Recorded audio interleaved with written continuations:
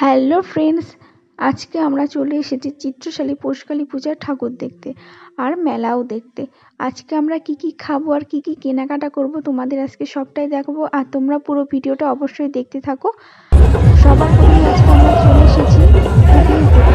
সবার প্রথমে আজকে আমরা ঘুগনিটাই খাবো, তো চলো দেখতে থাকো। আর এইদিকে আমরা আছি ছিল না। আর তারপর আমরা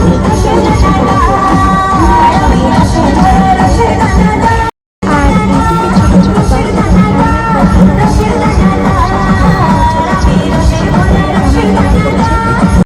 এরপর আমরা কিছুটা ঘুরে চলে এসেছি ফুচকার দোকানে। ফুচকাটা খাওয়ার পর তারপর এদিকে ঘুরতে ঘুরতে চলে এসেছি মেলার মধ্যে হরেক রকমের জিনিসপত্র দেখতে।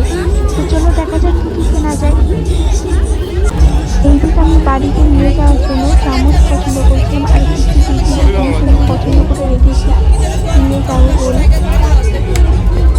তো হরেক রকমের দোকানে এসে তো আমার কিছু ঘরোয়া জিনিসপত্র নেওয়া হয়ে গেছে। পর আমরা চলে এসেছি এগরোলের দোকানে, আর এখানে এগরোলগুলোর দাম এক একটা 40 টাকা করে প্রাইস বলছিল। আর আমাকে কেমন লাগছে অবশ্যই তোমরা কমেন্ট করে জানাবে। এরপর আমরা চলে এসেছি মোমোর দোকানে চিকেন মোমো খেতে আর স্যুপ খেতে। তো এইদিকে চিকেন মোমোর টেস্টটা তো খুবই সুন্দর ছিল আর স্যুপটা একটু ভালো ছিল না। এরপর চলে এসেছি বাদামের দোকানে, আর বাদামটা শুধু আমার জন্য নেওয়া হচ্ছে, কিন্তু বাড়িতে আজকে বাদাম ভাজা খাইনি।